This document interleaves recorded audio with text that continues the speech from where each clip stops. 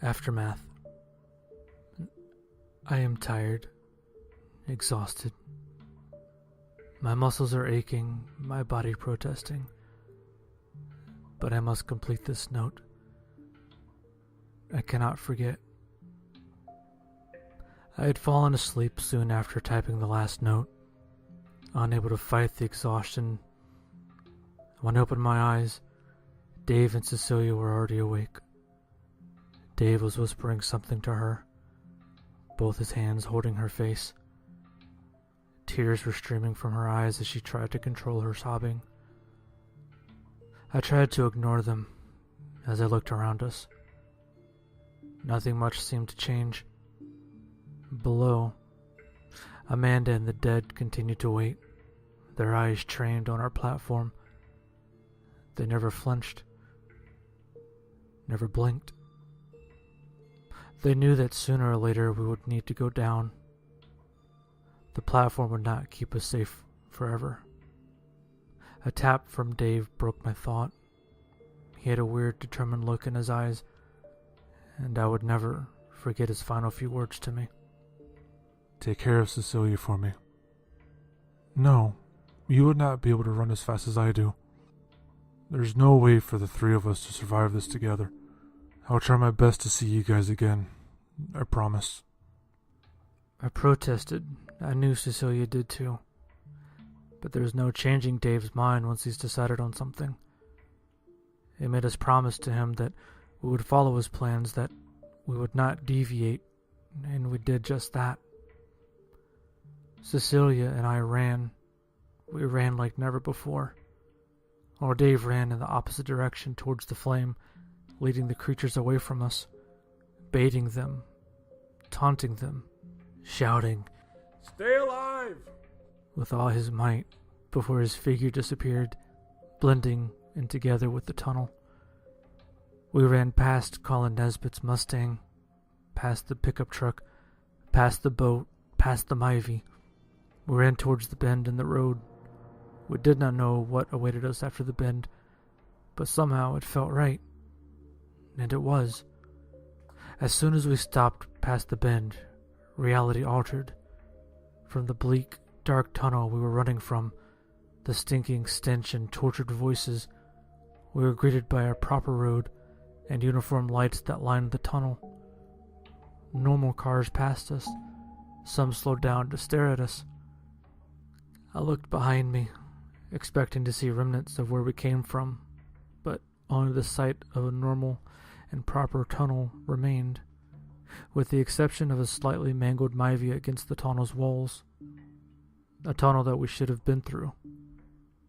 It was like we stepped right through a portal that connected two worlds. I turned immediately towards Cecilia, elated. Our nightmare was finally over. I grabbed both her hands and jumped around in joy. "We made it! We finally came back!" I happily exclaimed. But she only looked at me with confused eyes. "Came back from where?" Her body had bruises that appeared out of nowhere, and I felt a sudden stabbing pain in my arm. A long gash ran down it, blood oozing. There was smoke coming from the crashed Myuuji, its front crumpled against the wall. But shouldn't it have been somewhere else?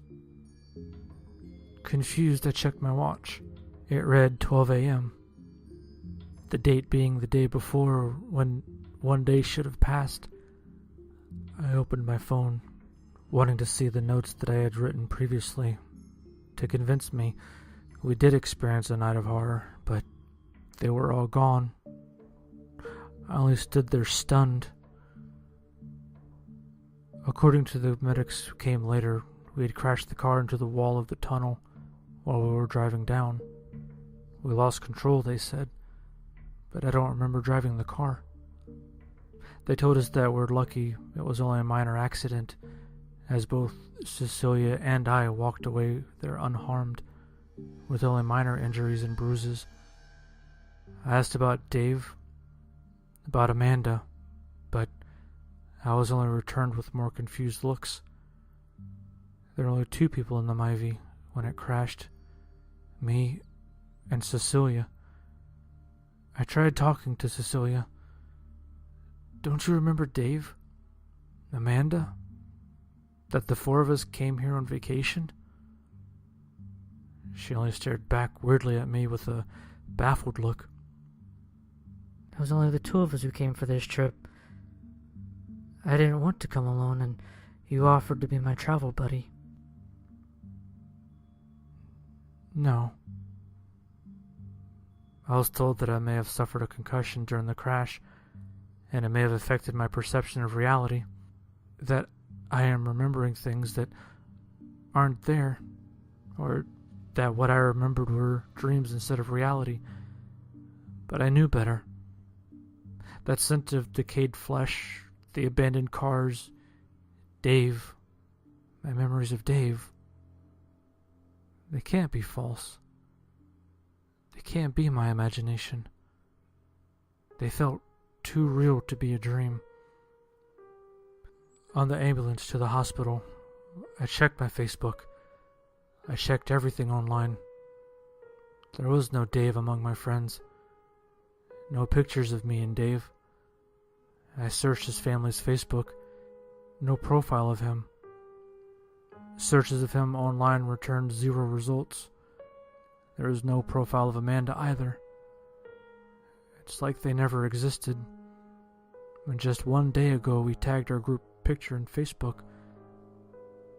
I made calls, sent messages to anyone who knew Dave or even Amanda, their family, close friends. But every single time I only received the same response. Who's Dave? Who's Amanda?